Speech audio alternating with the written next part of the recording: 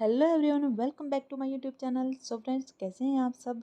जैसा कि आप टाइटल देख के समझ ही गए होंगे, आज हम आपको सुनाने वाले interesting story As You Like It, written by William Shakespeare. ये विलियम शेक्सपियर की पास्टरल कॉमेडी है। शेक्सपियर ने ट्रेजेडी, कॉमेडी, सोनेट्स ये सब लिखे हैं। उनमें से आज हम पढ़ रहे हैं पास्टरल कॉमेडी यानी कि as You Like it.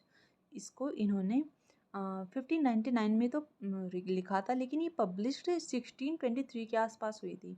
Date तो इनके कोई भी कंफर्म नहीं है, लेकिन जो आइडिया लगा जाता है वो 1623 के आसपास लगाया जाता है। ये क्या मतलब शेक्सपियर जो है, इनको बोला जाता है कि कॉपी करने में बड़े एक्सपर्ट थे। जो एक फेमस राइटर थे थॉमस लॉयड, उनका एक वर्क था रोजलिंड। उसकी स्टोरी और एज ए लाइक स्टोरी की बिल्कुल सेम है। लेकिन वो इनसे 10 years बिफोर पब्लिश हो चुका था। तो लोग मतलब उस टाइम जो लोग थे, राइटर्स थे, सब ये कहते थे कि इन्होंने उनकी कॉपी की है। तो इसका सोर्स जो है एज यू लाइक इट का सोर्स थॉमस लॉयड की रोजलिंड ही कहा जाता है। चलिए विदाउट टाइम वेस्ट किए अब हम अपनी स्टोरी को स्टार्ट करते हैं, क्योंकि एग्जाम्स में इससे रिलेटेड कई बार क्वेश्चन आ चुके हैं कि ये करेक्टर किस ड्रामा से रिलेटेड है। अगर हम ड्रामास को डिटेल में पढ़ेंगे, स्टोरी के रूप में पढ़ेंगे, तो हमें करेक्टर बड़ी आसानी से याद रहेंगे। चलिए स्टार्ट करते हैं। एज यू लाइक इट में स्टोरी में होता क्या है, ड्यूक फेडरिक ये ड्यूक सीनियर को फॉरेस्ट ऑफ आर्डन में भेज देता है। ये चाहता है, वैसे तो मतलब जो सिंहासन, जो राजपाट मिलना था वो ड्यूक सीनियर को मिलना था, लेकिन ड्यूक फ्रेडरिक लालची किस्म का है, तो इसलिए ये इसको देश से निकाल देता है। और इसकी बेटी है, ड्यूक सीनियर की बेटी रोजलिन, और ड्यूक फ्रेडरिक की बेटी है सीलिया। अब इन दोनों की बॉन्डिंग बहुत अच्छी है। ये दोनों कजिन तो हैं ही आपस में, लेकिन ये फ्रेंड की तरह भी रहती हैं। तो इसने ड्यूक फ्रेडरिक ने रोजलिन को अपने पास रोक लिया है और ड्यूक सीनियर को जंगल में भेज दिया है। तो कहानी अब शुरू होती है। ड्यूक सीनियर के जो फ्रेंड है, एक फ्रेंड है, उनका नाम है Roland D boys. Roland D boys के 3 बेटे हैं। एक ओलिवर है, एक ओनाल्डो है, मतलब ओलिवर बड़ा है और ओनाल्डो छोटा है, बीच का है जेक्स। उसका रोल बहुत कम है, इसलिए हमने उसे यहाँ पे नहीं मेंशन किया है। तो उसके 3 बेटे हैं।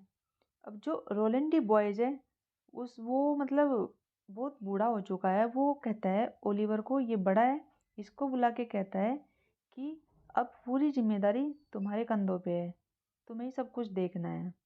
तो उसके गुजर जाने के बाद ये ओलिवर क्या करता है, ये लालची किस्म का है, तो ये अपने दोनों भाइयों को कुछ नहीं देता है। इससे ओर्लैंडो को बहुत प्रॉब्लम होती है। वो अपने सर्वेंट एडम, इसको बुला के कहता है कि ओलिवर ने हमारे साथ बहुत गलत किया है और मैं उसे इसका सबक सिखा के रहूँगा। ये बात जब वो एडम से कर रहा था ओर्लैंडो, तो ओलिवर वहाँ पे आ गया। उसने ये बात सुन ली। उसको ओर्लैंडो पे बहुत गुस्सा आया ओलिवर को। उसने कहा मैं तुझे इसकी सज़ा ज़रूर दूंगा। तो उसने अपने एक साथी चार्ल्स को बुलाया, जो एक रेसलर है, यानी कि कुश्ती लड़ता है। उसे ओनाल्डो के साथ कुश्ती लड़ने का और उसको जान से मारने का कहा कि तुम इसको लड़ते हुए इसे ख़त्म कर देना। अब चार्ल्स कहता है कि क्यों बिना मतलब उसे मेरे से बिठा रहे हो, मैं तो उसको ऐसे ही हड्डी पसली एक कर दूंगा। उसने उसको चढ़ाने के लिए चार्ल्स को कह दिया कि नहीं, वो तुमसे बहुत स्ट्रोंग है और तुम्हें पता चलेगा कि वो कितना ताकतवर है, वो तो फील्ड में ही पता चलेगा। इसे चार्ल्स सोचते बहुत गुस्से में हो जाता है और वो उसको बिल्कुल मतलब उसकी चटनी बनाने के लिए तैयार रहता है। सो जो रेसलिंग का कंपटीशन रखा गया था वो ड्यूक फेडरिक ने रखवाया था। मतलब जो कुश्ती की जो मैच रखा गया था उसको ड्यूक फेडरिक करवा रहा था। तो वहाँ पे सभी लोग मैच देखने के लिए आते हैं। अब जब ड्यूक फेडरिक करवा रहा है तो ऑफिशियली वो तो आएगा ही। अब उसके साथ उसकी बेटी सीलिया भी आती है, और सीलिया और रोजलिंड तो एक साथ रहती हैं, दोनों फ्रेंड्स की तरह हैं, बहनें बहनें हैं। तो सीलिया और रोजलिंड दोनों देखने के लिए आती हैं वहाँ पे। लेकिन कुश्ती में होता क्या है, उसमें चार्ल्स ही हार जाता है। शुरू में तो चार्ल्स मतलब 2-3 रेसलर आते हैं, उनको पटक पटक के भगा देता है। जब रोनाल्डो की बारी आती है तो क्या होता है, रोनाल्डो और चार्ल्स की उसमें चैंपियनशिप में रोनाल्डो जीत जाता है और चार्ल्स हार जाता है, जिसे देखकर ड्यूक फ्रेडरिक को बहुत गुस्सा आता है। लेकिन वहीं पे रोजलिंड और शीला भी आई हुई थी देखने को मैच। रोजलिंड बहुत इम्प्रेस हुई ऑर्लैंडो को देखकर, क्योंकि उसने इतने स्ट्रॉन्ग चार्ल्स को हरा दिया था। वो रोजलिंड सीलिया से ओर्लैंडो के बारे में बात करती है और उसकी काफ़ी तारीफ करती है, जिसे सुन के जो हमारा ड्यूक फ्रेडरिक है वो और ज़्यादा गुस्से में आ जाता है। वो सोचता है कि इसने शायद रोजलिंड ने मुझसे बदला लेने के लिए, क्योंकि इसने इसके पिता को ड्यूक सीनियर को जंगल में भेज दिया था ना, कि मुझसे बदला लेने के लिए मेरे दुश्मन के बेटे से मेरे जो चार्ल्स है उसको कुश्ती में हरवा दिया है। अब जो मतलब यो रोनाल्डो और ओलिवर का जो पिता था रोलैंड डी बॉयज, वो ड्यूक फ्रेडरिक का दुश्मन था, इसलिए वो चिढ़ रहा था इससे। वहाँ पे कुश्ती जहाँ पे कुश्ती का कंपटीशन हो रखा था, वहाँ पे रोजलिंड और रोनाल्डो आपस में बात करते हैं। वो दोनों एक दूसरे से काफ़ी प्रभावित होते हैं। लेकिन जैसे ड्यूक फ्रेडरिक इस रोजलिंड से नाराज़ था, तो उसने क्या किया, उसने रोजलिंड को भी घर से बाहर निकालने की धमकी दे दी। उसने कहा अभी मेरे घर से निकल जाओ। तो अब रोजलिंड कहाँ जाती, वो बिल्कुल परेशान हो गई। फिर सीलिया ने काफ़ी समझाया अपने पिता को कि अब ये अकेली लड़की है, कहाँ जाएगी। फिर उसके जब ड्यूक फ्रेडरिक माने नहीं, तो सीलिया ने भी कह दिया कि अगर रोजलिंड जा रही है तो मैं भी इसके साथ जाऊंगी। लेकिन अब दोनों ही लड़की हैं, अब बाहर लड़कियां बिल्कुल कहाँ जाती, जंगल में तो सेफ नहीं थी। तो उन्होंने क्या सोचा, उन्होंने अपना भेष बदल लिया जिससे हम पहचान में ना आए। अब जो रोजलिंड थी उसने अपना नाम चेंज करके कर दिया जेनीमेट, और सीलिया ने अपना भेष चेंज करके और नाम चेंज कर दिया था एलियाना। दोनों ने अपना फेस और नाम दोनों चेंज कर दिए और दोनों घर से निकल गए। उनके साथ उनका जो सर्वेंट था टचस्टोन, टचस्टोन टचस्टोन काफ़ी फेथफुल है उनकी, जो उन दोनों को अकेले नहीं जाने देता, और वो भी उनके साथ फॉरेस्ट ऑफ आर्डन में निकल लेता है।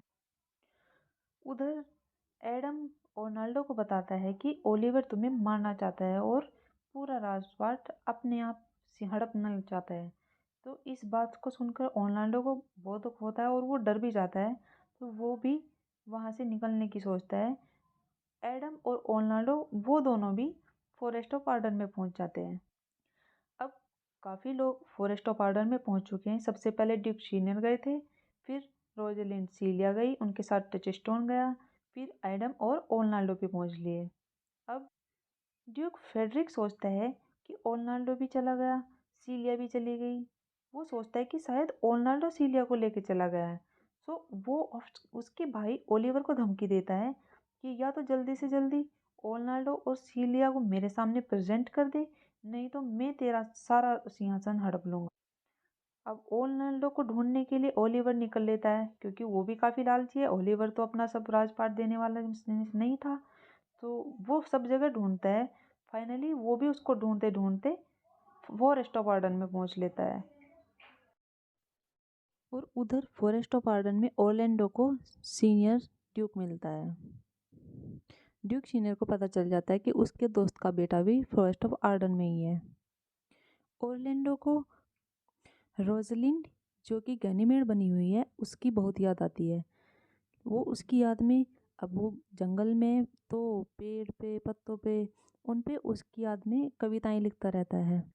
उसकी एक दिन रोजलिंड कविताएं पढ़ लेती है, क्योंकि वो उसके ऊपर लिखी हुई थी। तो वो समझ जाती है कि ज़रूर ओरलैंड भी इसी जंगल में ही है, और वो उसे ढूंढने लगती है। फाइनली उसे एक दिन वो मिल जाता है। लेकिन अब रोजलिंड ने तो अपना भेष बदल रखा है। रोजलिंड तो उसको पहचान लेती है, लेकिन वो रोजलिंड को नहीं पहचान पाता है।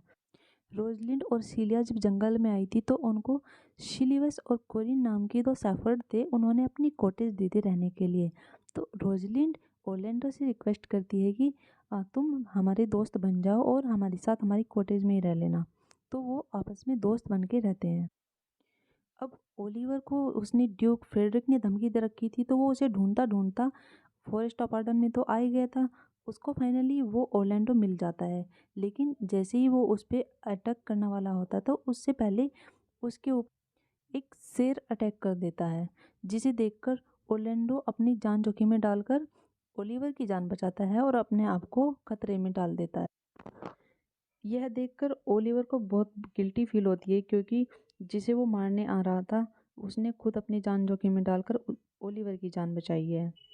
वह ओरलैंडो से माफ़ी मांगता है। ओरलैंडो कहता है कि तुम मेरा बस एक काम कर दो, उसमें एक कॉटेज में एक लड़का लड़की रहते हैं, तुम उनको जाके ये बता दो कि मैं आज नहीं आ पाऊँगा क्योंकि वो बहुत ही गंभीर रूप से घायल हो चुका। तो ओलिवर जैसे ही कॉटेज में जाता है वहाँ उसको सीलिया मिलती है। अब सीलिया को देख के वो बहुत इम्प्रेस हो जाता है और वो ओरलैंडो से बोलता है कि मुझे सीलिया से शादी करनी है। जब वो ओरलैंडो को सीलिया के बारे में बता रहा था तो उनकी बात रोजलिंड सुन लेती है। रोजलिंड कहती है कि मेरे पास एक जादू आता है, जिस जादू से मैं तुम्हें ओरलैंडो को बोलती कि मैं तुम्हें रोजलिंड से मिला सकती हूँ और ओलिवर को सीलिया से मिला सकती हूँ।